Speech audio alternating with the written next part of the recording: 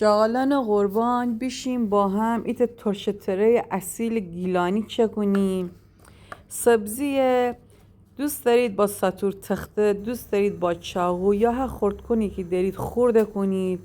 سبزی گمج جدو کنید، ایت لیوان آب بهش اضافه کنید.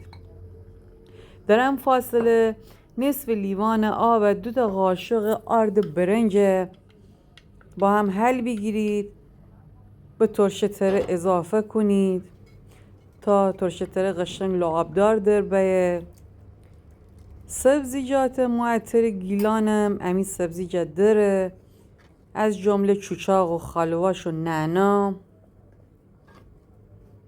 تا این ترشتره جاده کفه سیر داغ آماده کنیم. سیر کنار 2 مرغانه دش کنیم. اجازه دیم تا سفیده خوری بگیره.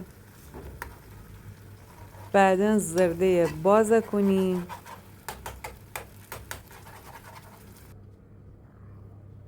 ایت قاشق نمک به این ترشتره اضافه کنیم. اجازه دیم تا ترشتره قشنگ جاده کفه. بعد از اینکه جاده کفته حتی به غلغل برسه، از سیر داغ تخم مرغ بهش اضافه کنیم.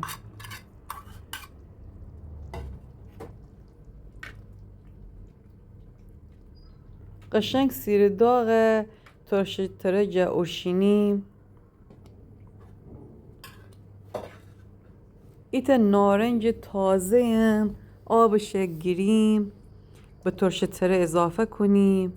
حتی که از غذا اسم پیدایه باید خیلی ترش بود. کتپلاج نوش جان بکنید. شیمی جان قربان. لایک و کامنت شما رو یاد نشه.